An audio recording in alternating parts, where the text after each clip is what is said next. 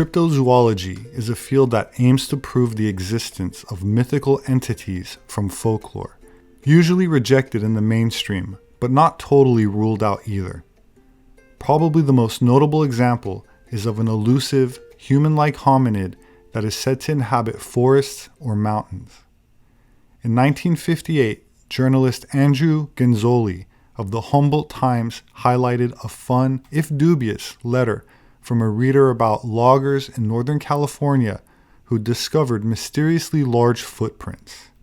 Quote, "Maybe we have a relative of the Abominable Snowman of the Himalayas," Genzoli jokingly wrote in his September 21st column alongside the letter. His article received a lot of interest from the public, so Genzoli and another journalist named Betty Allen published follow-up articles about the footprints, reporting the name loggers had given to the so-called creature who left the tracks, Bigfoot. So allegedly, that's where the name was born, but earlier accounts of the term may have been documented. Regardless, the most popular modern U.S. concept of Bigfoot can be traced directly to the Humboldt Times stories in 1958, but there are many other various myths concerning large, wild men from around the world. For example, in Western Canadian folklore, native stories about a large creature that lives in the forest was dubbed the Sasquatch. It was described as human-like and hairy, but has never been captured or officially recognized by the scientific community. Hundreds of alleged Sasquatch footprints have been documented, some measuring up to 24 inches in length, as well as some questionable video and photographs, but none that have been officially verified. A Soviet scientist, Boris Porshnev, suggested that Sasquatch and his Siberian counterpart, the Almas, could be a remnant of Neanderthals. But the fossil evidence suggests that Neanderthal was not a giant specimen, nor do I believe he had a hairy body like most primates. In Asia, we have stories of something called a Yeti, also known as the Abominable Snowman of the Himalayas. Said to be a large bipedal creature that leaves tracks in the snow, it is also said to dwell below the Himalayan snowline. Despite dozens of expeditions into the remote mountain regions of Russia, China, and Nepal, the existence of the Yeti remains unproven. In 1921, a journalist named Henry Newman interviewed a group of British explorers who had just returned from a Mount Everest expedition. The explorers told the journalists that they had discovered some very large footprints on the mountain, to which their guides had attributed to Mito Kangmi, essentially meaning man-bear snowman. The journalists got the snowman part right, but mistranslated Mita as filthy. Then he seemed to think abominable sounded even better and used this more menacing name in the paper, so that's where that name came from. The Yeti is said to be a muscular, with reddish-brown hair, and weighing over 200 pounds. It is described as relatively short compared to North American Bigfoot, averaging about 6 feet in height, but that's still taller than the average height of the locals. In the ancient legends and folklore of the Himalaya people, the Yeti should be avoided, like dangerous wild animals, and one should stay close and safe within the community.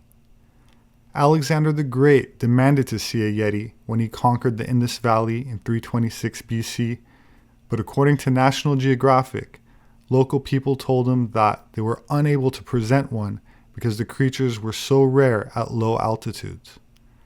In 2013, Oxford geneticist Brian Sykes put out a call to all Yeti believers and institutions around the world claiming to have a piece of Yeti hair, teeth, or tissue taken from a sighting. He received 57 samples, 36 of which were chosen for DNA testing, and compared with the genomes of other animals stored on a database of all published DNA sequences.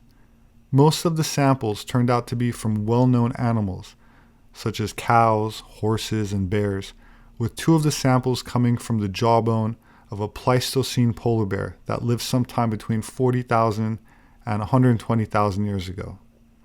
The word Sasquatch is believed to come from a Salish word meaning wild man or hairy man. That said, since the primary evidence comes from the large footprints and legends, it seems highly probable that rather than belonging to a hominid creature that resembles a Wookiee from Star Wars, the Bigfoot legends may actually be based on larger than average people, which in some cases were historically referred to as giants, which were bearded rather than with bodies entirely covered with fur. If this is the case, one can expand the search to include many other myths and legends passed down by native tribal people from various lands. According to numerous written and oral legends of Native American tribes, a race of white giants has existed in the distant past, and in some cases, the tribes have maintained some empirical evidence. According to Paiute Indian oral legends, a tribe called the Sitka were a tribe of tall, red-haired giants that once occupied the area in the distant past. Amazingly, 9,400-year-old mummified remains were indeed found in a cave in Nevada, and while controversial private testing was published in this case, independent scientific study is not allowed on the remains for political reasons, and only a drawing of a photograph of the remains is permitted. Sarah Winnemucca Hopkins, a prominent female Native American activist, educator, and daughter of Paiute Chief Winnemucca, related many stories passed down in her tribe firsthand about the Sitka in her book, Life Among the Paiutes, published in 1883. Quote, "My people say that the tribe we exterminated had reddish hair. I have some of their hair, which has been handed down from father to son. I have a dress which has been in our family a great many years, trimmed with the reddish hair. I'm going to wear it sometime when I lecture. It's called a mourning dress, and no one has such a dress but my family." Her book also tells of an alliance between the various tribes to help Paiutes in defeating a group of giants with red hair who had taken refuge in Lovelock Cave. A large fire was set at the entrance of the quarry to get them out, but the giants refused, so it was that many of them died of suffocation and others burned alive. In the early 20th century, archaeologists found thousands of artifacts and, as I said, skeletal remains inside the Lovelock Cave to show that it was not a mere myth and that the Paiutes told the truth.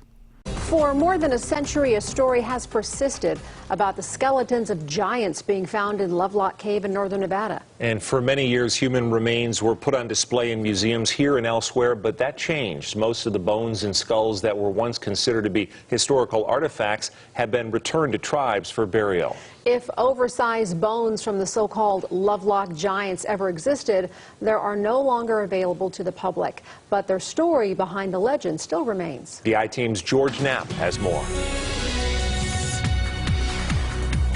Slicing through the bone-dry Humboldt Sink on a long dirt road, it's hard to imagine that all of this was once underwater. Remnants of a vast ancient lake can still be seen in the distance. For generations of first Americans, this was a lush paradise of tules, fish, and waterfowl. Humans have climbed this same narrow path up the jagged mountain for more than 4,000 years. That's how long indigenous peoples lived in and around the Lovelock Cave. The roof of the cave is still coated with soot from countless campfires. According to tribal lore, a race of red-headed giants made its last stand in this cave. Well, among the Paiutes, would most of them say that the giants were real? All that I've talked to say yes. I've never heard anybody say no. Devoy Monk has spent all of her 80-plus years in Lovelock. Her family's home today houses a small museum, jam-packed with artifacts and depictions documenting centuries of native culture and pioneer life. Monk has earned the trust of Paiute elders who say the stories are true, that the red-headed interlopers not only killed but ate their ancestors. My Indian friends tell me they were cannibals, that they set traps, and we have a paper in the other room, that they dug holes in the pathways and where they walked and then covered them, and then the Indians would fall in, and they said the best part to eat were the thighs. Famed Nevadan Sarah Winnemucca first wrote in her acclaimed book that the Paiutes waged a 3-year war against a tribe of red-headed cannibals before trapping and then killing the last of them inside Lovelock Cave. Mainstream archaeologists have vigorously rejected the entire story, to the point that the State Museum in Winnemucca admonishes visitors at its front entrance that the red-headed giants are a myth. Bill Snodgrass, the curator of the Marsden House Museum in Lovelock, thinks there is reasonable basis for parts of the story. In the early 20th century, guano miners began excavating the Lovelock Cave and uncovered thousands of artifacts, along with mummified remains, including a few specimens much taller than the typical Paiute of centuries past. Later, scientific excavations found troves of native antiquities, along with bones. Some human remains were destroyed. Others were sent to museums for display. A few, Snodgrass says, were consumed in bizarre initiation rituals. He adds there is evidence, including basketry, of an unknown culture that lived near the cave. Records show some of them had red hair. There was definitely a different people here. Many, if not most, of the visitors who end up at the Marsden House Museum have questions about the red-headed cannibals. The locals still enjoy the debate. Whether the red-headed giants ever existed, visits to the two museums are worth the drive up to Winnemucca and Lovelock. The Lovelock Cave is in Churchill County, off the beaten path, but not hard to find. A mummy has been discovered, a mummy that may reveal the secrets of an even older society, one that dates back to the dawn of civilization. This is extremely significant. This is unprecedented. We haven't had a find of this importance in my lifetime. One thing that makes the mummy, known as the Spirit Caveman, so important are these fine hand-woven fabrics discovered at the burial site. These textiles represent an extremely sophisticated ability to weave fabric by hand in a time where we didn't realize that people were doing that before. The mummy was discovered tightly bound up in this matting. Out of respect for the dead, this photograph and this drawing are the only two pictures scientists will allow to be publicly displayed. Recent tests reveal that the mummy is 9,000 years old. That's 3 times older than any other mummy yet discovered in North America. That news has stunned archaeologists, because a mummy can tell scientists how people back then lived, what diseases they had, even what food they ate. Scientists can get that information by studying the mummy's DNA. That requires cutting a small piece of tissue from the body. That it shouldn't be done. And that, says Paiute Shoshone tribal leader Alvin Moyles, is desecrating the dead. The mummy was discovered near Paiute Shoshone land. Moyles believes the mummy's spiritual journey has been disturbed, and that the spirit cannot find peace until the body has been properly reburied. You are bothering the spirit. They're not to be bothered. They're put to rest, and that's where they should be left. But scientists claim that the mummy is so old that he couldn't possibly be related to the Paiute Shoshones, that the mummy's tribe was here thousands and thousands of years before anybody else. They do not appear similar to any living Native American in North America. They have receding cheekbones, narrow face, long face. Some Indians have some of those traits, but as a group, those are Caucasoid traits. Those are Caucasoid traits. Those are Caucasoid traits. The two sides are now caught in a catch-22. One way to prove kinship is through the DNA test, but the tribe doesn't want that because it would require further disturbance of the remains. The DNA evidence would be definitive for ruling out certain groups. You can't necessarily prove with it which group it was, but you can rule out contending parties. Until a decision can be made, the mysterious Spirit Cave mummy will remain trapped in limbo. Yeah, he's kind of in the legal, spiritual, ethical limbo. In Carson City, Nevada, Vince Sterla, Channel 3 reports. Even mummies can't avoid the law and bureaucracy, it appears. Many archaeologists agree it's entirely possible the mummy is not related to any existing tribe in North America. Yeah, it sounds like the mummy predated most of the Indian tribes from that part of the country. There are many stories from many different Indian tribes like Hopi, Comanche, and others who speak of a mysterious race of giants with white skin and blonde or red hair who lived in the Americas thousands of years ago that mysteriously disappeared from the face of the planet, but in some cases leaving behind large bones and skulls, many which were dug up and documented in articles published in the 19th and early 20th century newspapers, only to be lost or forgotten in time. Some of these encounters were recorded by early European explorers, such as in South America. Patagonia is a region in southern Argentina and Chile, extending from the Andes to the Atlantic, and there are many accounts of a legendary race of extremely tall people that were first mentioned by Ferdinand Magellan and his crew, who claimed to have seen them while exploring the coastline of South America in the 1520s. Antonio Pigafetta, a crew member and chronicler of Magellan's expedition, wrote about their encounter, and I quote, "One day we suddenly saw a naked man of giant stature on the shore of the port, dancing, singing, and throwing dust on his head. The captain general sent out one of our men to the giant so that he might perform the same actions as a sign of peace.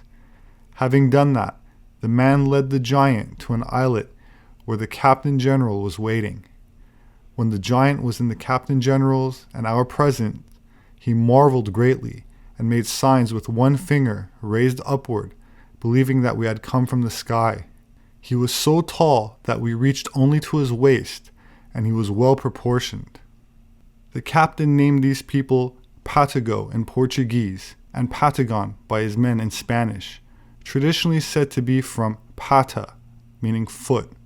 However, the gon suffix remains unexplained and was interpreted to mean land of the big feet. Many other accounts of giants in South America followed, and in 1579, Sir Francis Drake's ship chaplain, Francis Fletcher, wrote about encountering very tall Patagonian natives, saying that, and I quote, "Magellan was not altogether deceived in naming them giants, for they generally differ from the common sort of men, both in stature and strength of body, as also in the hideousness of their voice, but yet they are nothing so monstrous or giant-like as they were reported." He reduced the height of the Patagonians from 10 feet to 7.5 feet. In the 1590s, William Adams, an Englishman aboard a Dutch ship grounding Tierra del Fuego, reported a hostile encounter between his ship's crew and abnormally tall and powerful natives.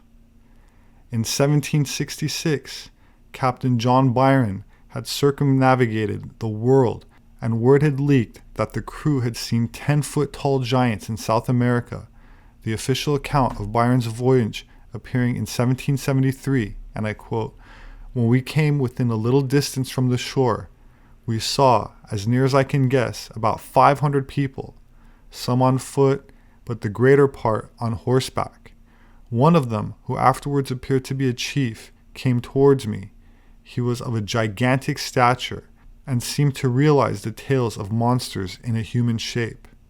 If I may judge of his height by the proportion of his stature to my own, it could not be much less than 7 feet.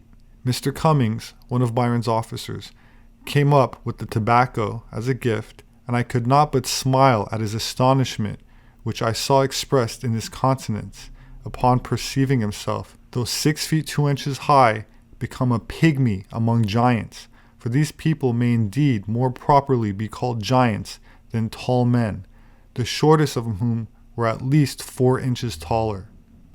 In his book, History of the Indians, Choctaw, Chickasaw, and Natchez, from 1899, Horatio Bardwell Cushman wrote, quote, "The tradition of Choctaw, a race of giants once lived in the state of Tennessee, and with which their ancestors had to fight when they arrived in Mississippi in their migration from the west. The tradition says that the individuals of the giant breed, known as Nuhulu, possessed an impressive stature." Cushman noted that over time the term Nuhulu became common to refer to all white giants with which the Choctaws fought after crossing the Mississippi River. According to the story from 1857, the Comanche chief Rolling Thunder said, quote, "Many moons ago, a race of tall white men 10 feet tall, and much more rich and powerful than any white person living now, who inhabited a large part of the country, stretching from dawn to dusk. Their fortifications were crowning the tops of the mountains, protecting their cities located in the intermediate valleys. They exceeded all other nations in all kinds of trades. They were smart and brave individual warriors who ruled the land they had wrested from their former owners. The pale faces today would look like pygmies compared to the giants, both in their art and in their arms. In the opinion of the Comanche chief, the Great Spirit destroyed them when they forgot all about justice and mercy, becoming too proud. The Navajo is another ancient tribe that provides evidence of white giants they call the people of Starnik, describing them as a race of white giants, the largest mining technology that had built strongholds along the Americas that dominated the West, enslaving the smallest tribe. Eventually, the mysterious Starnik became extinct or back in the heavens. In Aztec mythology, giants were the builders of the cities of Teotihuacan. The inhabitants reported that at the time of the Spanish conquest, they themselves had killed the last giants on earth. In the ancient city of Manta in Peru, they speak of a race of giants who, in the past, coexisted with them. Their legends say they came from the coast in large boats as large ships, a group of men of a size such that its height was almost twice the size of a normal man. Their limbs were all in proportion, and it was monstrous to see their heads with hair that reached behind them. Their eyes were as big as small dishes. In folklore from all over Europe, giants were believed to have built the remains of previous civilizations. While beards were traditionally part of many ancient European civilizations, and by extension, the ancient Middle East, North Africa, and Eurasia, as they once shared the same ethnic demographic, they were certainly not wild ape men, and while they were described as hairy in early accounts by various tribes they encountered that often lacked facial hair themselves, they were usually then deified and responsible for the world's earliest examples of agriculture, megalithic stone monuments, architecture, clothing, metal, domesticated animals, and were absolutely seafaring. It seems logical then, given the evidence and lack thereof, that the hunt for the mythical Bigfoot should not be a search for a tall, primitive, simian creature like an upright walking gorilla, but for the last possible remnants of a lost, forgotten race, highly intelligent, whose global civilization underwent major catastrophe, who were humbled by what appears to be a periodic cataclysm that afflicts the earth after long intervals, and from which we ourselves suffer a collective amnesia. It could be that the myth of Bigfoot may have a lot more in common with other ancient legends, such as the long-haired bearded gods of mythology, the titans of Atlantis, or even the giants of the Bible. My name is Robert Sepehr. I'm an anthropologist. My published work is available on Amazon, as well as through various other major book outlets. They make a great gift. If you'd like to support my work, you can do that through patreon.com. There should be a link in the description section for those who are interested. I appreciate it. Thank you very much.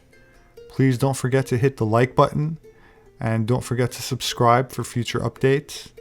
As always, I look forward to reading your comments, so please leave me your thoughts below.